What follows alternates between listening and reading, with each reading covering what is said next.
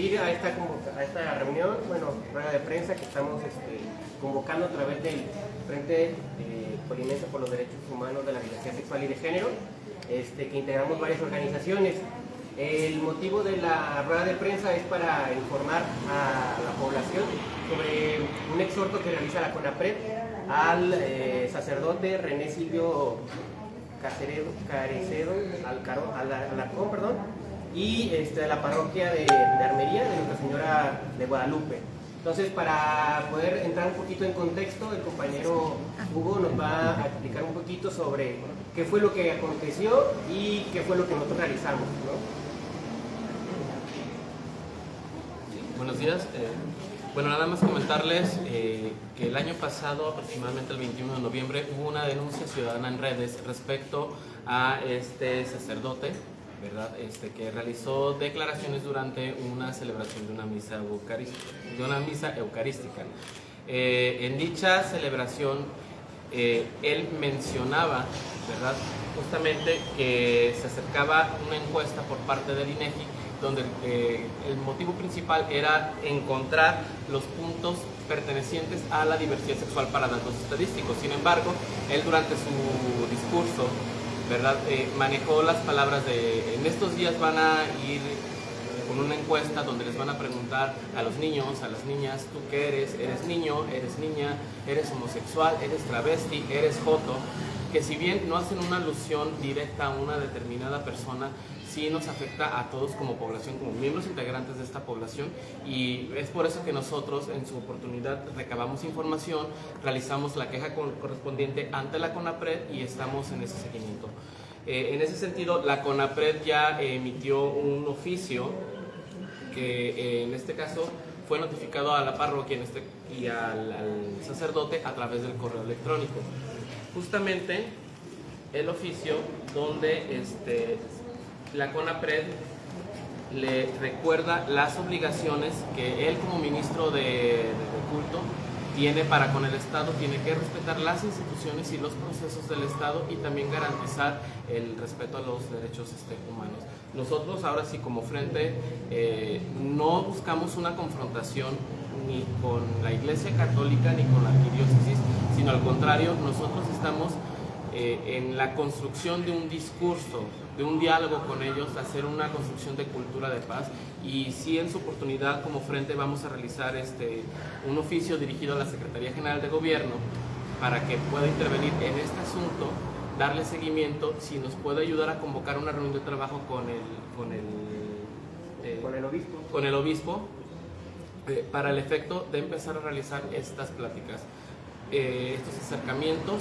Nosotros no vamos a pedir ni la destitución ni la remoción del sacerdote, sino queremos que ahora sí exista este discurso de tolerancia, de respeto mutuo, y en ese sentido vamos a estar haciendo este tipo de trabajo. ¿Compañero? Sí, justamente queremos compartir un poco de lo que dice el exhorto, y el mismo exhorto, ¿no? Entiende que no va, como acaba de explicar el compañero Hugo, no va específico a una sola persona, lo que pronunció el sacerdote, pero sí hay unas limitantes a la libertad de expresión, ¿no? Cuando están haciendo vejaciones, groserías en contra de una población determinada. Y el mismo exhorto, que aproximadamente son 6 hojas, ¿no?, le va explicando al sacerdote justamente el por qué hay una limitación en su cuestión de su libertad de expresión durante su misa, ¿no? Sin embargo, al final de todo este exhorto, se los voy a leer. Dice: en virtud de lo anterior y tomando en cuenta la importante posición jerárquica que ocupa dentro de su iglesia, la influencia que ejerce dentro de ella y por lo tanto el efecto amplificado de su opinión, que su opinión tiene sobre algunas personas, atentamente se le exhorta a observar el marco constitucional y legal que rige a los ministros de culto, evitar expresiones por reproducción de prejuicios, de estereotipos negativos en contra de las personas de la diversidad sexual, así como a sumarse a una cultura de respeto y la inclusión, y observar los lineamientos de actuación para la prevención de la discriminación establecidos por la Secretaría General de la Confederación del Episcopado Mexicano. Entonces, simplemente lo que queremos hacer es dar a conocer este exhorto para evitar justamente que se vuelva a presentar este tipo de casos y que la discriminación hacia las personas de la diversidad sexual y de género, pues no se vuelva a repetir, porque justamente este tipo de discursos son los que generan el odio hacia nuestras personas, hacia nuestra población, y por lo tanto también están ayudando incluso a los crímenes de odio, ¿no? Ayudando a que este discurso se mantenga. Y justamente como dijo el compañero Hugo, lo que sigue para nosotros es, junto con el exhorto, vamos a tratar de juntarnos o hacer una reunión con la Secretaría General de Gobierno para tener justamente un encuentro con el obispo y que lo haga saber este exhorto a todos sus sacerdotes, para que no se vuelva a repetir este tipo de discursos, ¿no? Y que obviamente pues el odio ya no esté presente en nuestra Colima, ¿no? No sé si alguien quiere comentar algo más, quisieras hablar, profundizar.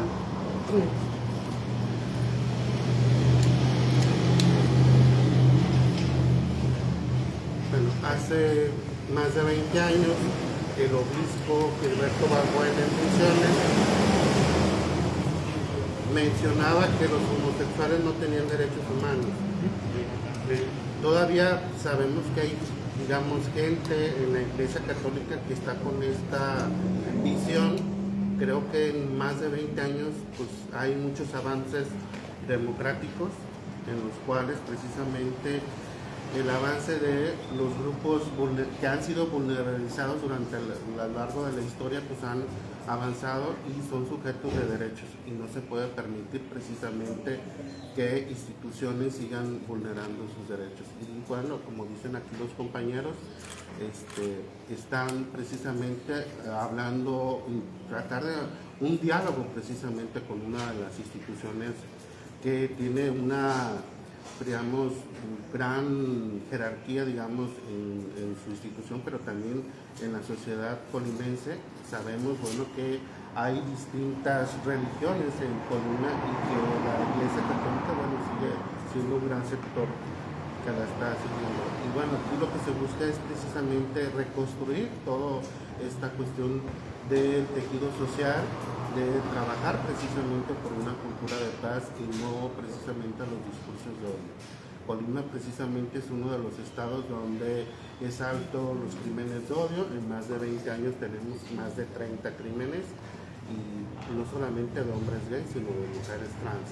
Y digamos, hay casos donde precisamente han sido víctimas de más de 20 puñaladas, y eso habla precisamente de ciertos prejuicios religiosos que aún siguen permeando en la sociedad, y que es importante precisamente trabajar en favor precisamente de los derechos humanos. Y es importante precisamente que entremos en un diálogo respetuoso. Sabemos que no vamos a hacerles, digamos, cambiar a todas las personas.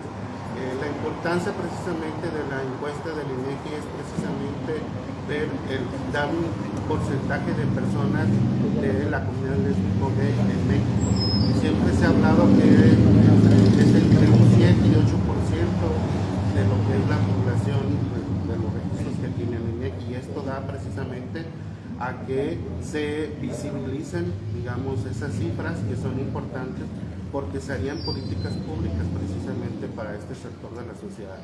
Y creo que aquí lo que se está trabajando precisamente es trabajar en un diálogo, precisamente en la construcción de mejoras formas, precisamente para que podamos reconstruir toda esta no violencia que estamos viviendo aquí en Colombia. Bueno, ya por último,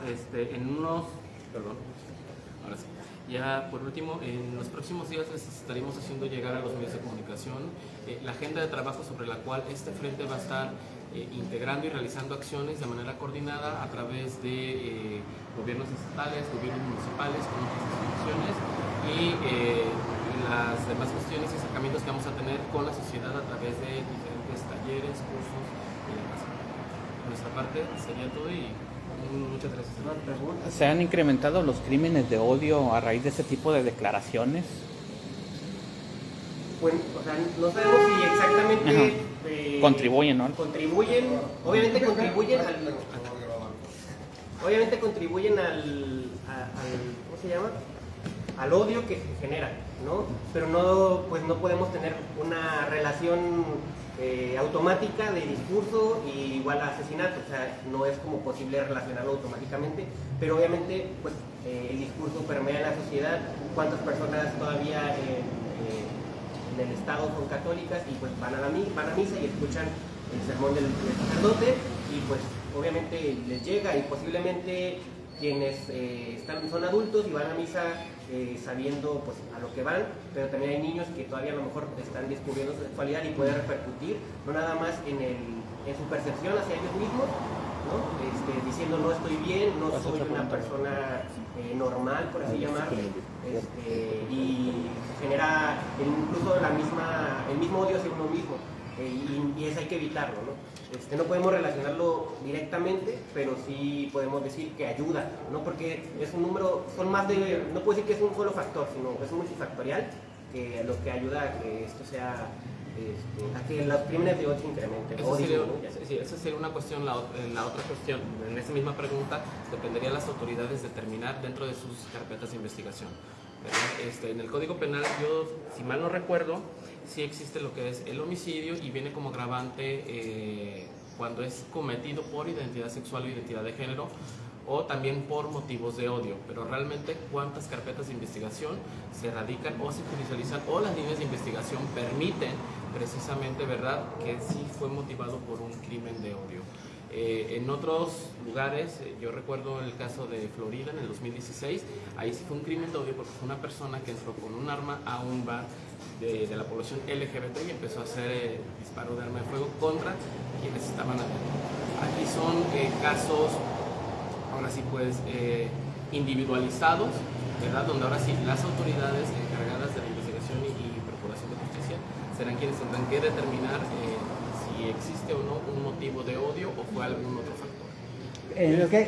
¿Cuándo se tiene documentado el último crimen cometido a una persona de la comunidad LGBTB en Colima, y en qué municipio se llevó a cabo? ¿Ustedes cuándo, en qué fecha?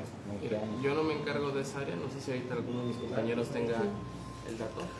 Sí, pues fue, digamos, el año pasado, fue una compañera en Villa de Álvarez. Precisamente el año pasado, si no mal recuerdo, fueron 5 casos de mujeres trans, tanto en Villa de Álvarez como en Manzanillo, los casos que se tienen registrados. Sabemos que hasta el momento no han presentado algún responsable de los homicidios. También hay que tener en cuenta que ante la violencia que estamos viviendo de la delincuencia organizada, algunos de ellos es difícil detectar si son casos de crimen de odio, porque muchos repiten el patrón que al inicio nosotros empezamos a documentar. Hay que ver que muchos de estos casos se basan en reportes periodísticos. Los primeros casos, por ejemplo, el más caso que nosotros tuvimos en el 2001, que fue el caso del Chacal, mejor conocido como el Chacal, digamos, los primeros casos que se dieron para la Procuraduría en ese entonces no parecía lo que nosotros llamamos un crimen de odio, porque representaba, digamos, situaciones, por ejemplo, en que la víctima estaba en posición fetal, atado de pies y manos, y hasta que pasó, digamos, una quinta víctima que ya vieron que era un patrón. Digamos, una de sus víctimas fue un sacerdote al cual lo dejó con vida, lo golpeó, lo dejó atado a una cama de un motel, y este caso solamente un periódico lo dio a conocer porque precisamente la Iglesia Católica contuvo toda esta información, y pues solamente un periódico que fue el Ecos de la Costa pues dio a conocer el caso. El sacerdote, digamos, se restableció en su salud y siguió, digamos, ejerciendo el sacerdote. Nosotros sabemos que él sigue, digamos, en su práctica religiosa, y pues es, digamos, de los casos que se hay. Te digo, el asunto es de que la delincuencia organizada pues ha copiado un poco todo este patrón. Entonces ahora, digamos, por cuestión de protección de derechos humanos no se publican los nombres de las víctimas. Entonces eso también nos dificulta a la hora de rastrear, de confirmar si es un caso de crimen de odio. Entonces hay que ver que Colima es uno de los estados que ha legislado precisamente a favor de las mujeres trans. El protocolo de actuación precisamente para los feminicidios contempla a las mujeres trans, a diferencia de otras entidades federativas. Aquí, digamos, en el momento en que se encuentre el cuerpo de una víctima, sea mujer trans, se le tiene que dar como, digamos, trabajar como un feminicidio. ¿Qué municipios son los más violentos o más inseguros para las personas LGBT? Pues mira, digamos, lo que nosotros tenemos está, puede ser Manzanillo, Tecomán, Villa de Álvarez, Colima, de los registros que tenemos más alto. Y digamos, y el asunto tiene que ver, bueno, Manzanillo, Tecomán, el flujo, digamos, de turismo podría decirse que es, digamos, tendría que ser más abierto a las expresiones de la sexualidad. Pero como les decimos, o sea, este tipo de declaraciones que hacen los líderes religiosos contribuyen de cierta manera a fortalecer ese rechazo hacia las personas de la diversidad, de la comunidad LGBT. Entonces, en determinado momento hay personas que ejercen su sexualidad digamos, a través del influjo del alcohol o las drogas, y después entran en conflicto cuando, digamos, se confrontan con otra persona del mismo sexo, con personas trans.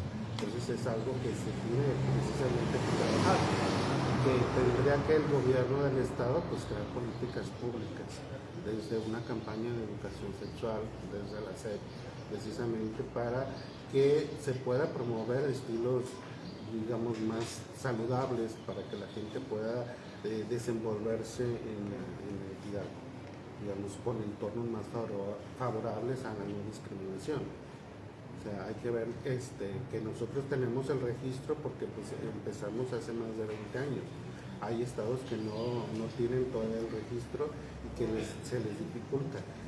Contamos con, digamos, instituciones universitarias que, digamos, ya están impartiendo maestrías en sexualidad, pero aún nos hace falta que los gobiernos, tanto municipales del Estado, implementen políticas públicas.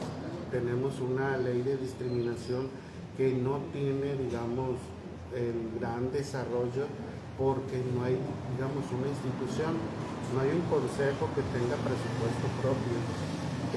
Tuvimos que recurrir precisamente al CONAPRED, cuando si tuviéramos un consejo estatal para prevenir la discriminación, pues tendríamos que haberlo hecho.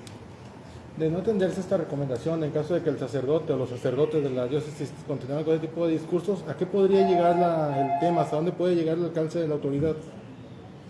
Bueno, pues justamente queremos evitar eso, ¿no?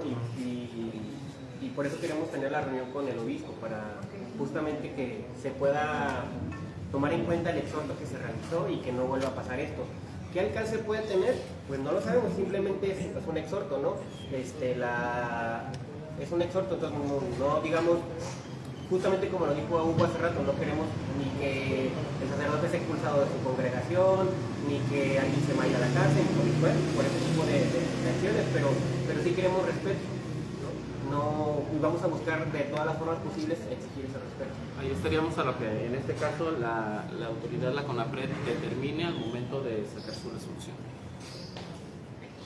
Bueno, último nada más agradecerles a ustedes por venir, pero también agradecerles a los medios, porque si no hubiera estado publicado esta acción del sacerdote en un medio de comunicación, nosotros no hubiéramos podido detectarlo y hacer esta denuncia. Y también agradecerle a la Comisión de Derechos Humanos del Estado de Colima por el espacio que nos brinda el día de hoy, y pues gracias, ¿no? Varios institutos que dan viendo protección a la mujer por pandemia han hecho saber que la violencia hacia la mujer se ha incrementado. En este caso, en la comunidad que ustedes representan por pandemia, ¿han subido algún tipo de violencia? ¿O lo incrementa? Mira, no hay como tal una un dato estadístico, pero lo que sí te podemos saber, lo que sí podemos percibir es que así como las mujeres en el encierro sufren violencia, también las personas en la población LGBT sufren violencia. ¿Por qué? Porque está, o una de dos, con quien lo hostiga dentro de casa, incómodo dentro de casa puede ser también porque no está siendo quien es, ¿no? Y tiene que estar encerrado o encerrada. Y también porque incluso, digamos, no puede hacer sus actividades cotidianas, ¿no? Incluso frustración, desesperación, puede llegar incluso al suicidio, pero como estadística como tal no existe, ¿no? O sea, Se ocuparía realizar un estudio, un tipo de INEGI ahora sí, que nos ayude a determinar qué factores hay entre la gente que se acepta y se asume públicamente como miembro del LGBT y la que no se acepta y se asume, solamente para determinar si existieron algún factor de riesgo, si ese factor de riesgo lo genera a lo mejor un padre violento, abusador, una madre que a lo mejor no quiere o no acepte a su hijo o hija trans, gay o lesbiana. Entonces, con un dato estadístico sí no contamos con una cifra real, porque no se ha realizado todavía un estudio. Pero eso sí daría pauta por si algún otro colectivo, alguna otra agrupación, asociación quisiera realizarla o a través de los medios de comunicación se pudiera convocar dentro de ese trabajo. En nuestro plan de trabajo tenemos contempladas otras cosas que les digo, más adelante les vamos a compartir, que precisamente tiene que ver con la construcción de políticas públicas con los gobiernos municipales y gobierno del estado y una parte con el sector privado.